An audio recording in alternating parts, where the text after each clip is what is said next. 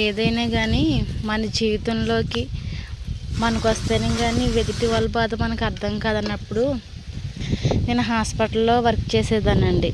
ఒక 5 సంవత్సరాలు చేశాను. అంటే నేను గైనకాలజిస్ట్ దగ్గర చేశాను అనమాట. అంటే పెళ్ళయ్యి అన్నయ్య పిల్లలు ఎవరైనా అయ్యి అని చెప్పేసి అంటే కన్సల్టెంట్ తీసుకున్న తర్వాత డాక్టర్ గారి దగ్గర పంపించేదాన్ని అనమాట. అప్పుడు ఒక ఆమె ప్రెగ్నెన్సీ కోసం ఒక ఆమె చాలామంది పెళ్ళయి మాకు 6 నెలలు అయింది లేదా సంవత్సరం అయింది అలానే చెప్పేసి పిల్లల కోసం అని వచ్చేవారు. నేను అప్పుడే దాన్ని ఇంకా 1 ఇయర్ కూడా దాటలే కదా, ఎందుకు పిల్లల కోసం అప్పుడే 1 ఇయర్ చూడండి, తర్వాత వచ్చి ఇద్దరు ఎవరి దగ్గర ప్రాబ్లం ఉందో అప్పుడు చూపించుకుంటారు కానీ అయ్యి అని చెప్పేదాన్ని అనమాట. అప్పుడు వాళ్ళ బాధ ఏంటనే నాకు అర్థం కాలేదు. ఇప్పుడు నాకు వచ్చేవరకు కూడా అయ్యో అప్పుడు అలా అనేదాన్ని కదా నేను, అప్పుడు ఎందుకని చూసారు ఎంత బాధ ఉంటుందో పిల్లలు లేకపోతే. నా పెళ్ళి 5 సంవత్సరాలు అయిందండి, ఇంకా పిల్లలు లేదు. ఆ బాధ ఇప్పుడు అర్థం అవుతుంది అనమాట నాకైతే.